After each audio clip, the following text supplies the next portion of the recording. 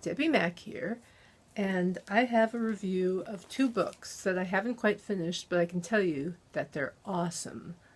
One, which you can't quite see because it's borrowed on interlibrary loan and has a sticker on it, is called The Lonely Soldier, The Private War of Women Serving in Iraq. I'm reading this book because I'm doing research for the novel I'm writing about a former Marine who becomes an unlicensed private eye. And I've been posting chapters up on Wattpad if you're on Wattpad and want to check them out.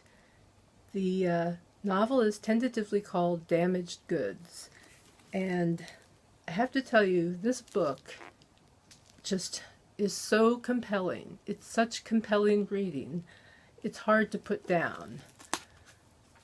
And it's true. That's the thing that gets me. It really brings home just how awful not just women, but all the soldiers were treated in the Iraqi war. And the Iraqi citizens, everything about that war was just so wrong. I won't even get into the details about Halliburton and the horror of it. You should read that book. Everybody should read it. And the other book that I'm reading is one by Stephen King. Oops. I hope that doesn't screw up the microphone. This is 11/22/63.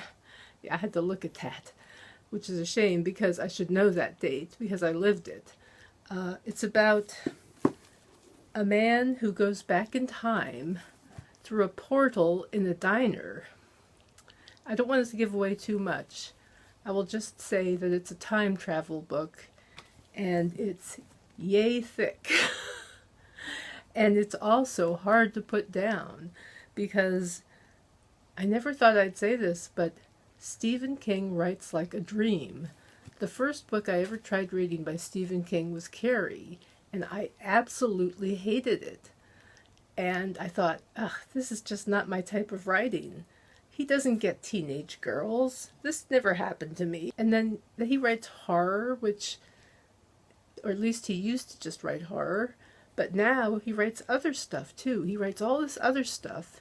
So I'm rediscovering, or maybe, yeah, discovering Stephen King, and I'm finding out that you really can write excellent books without using a lot of adverbs.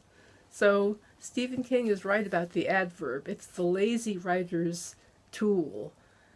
In any case, this book about going back to try to prevent the Kennedy assassination is, so far, it is so gripping.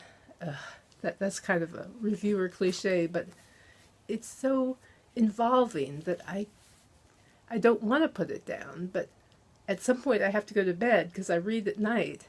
So both of these books are excellent and deal with historical events in different ways. One is nonfiction and the other is fiction. So I highly recommend them both. The Lonely Soldier by Helen Benedict and 11/22/63 by Stephen King.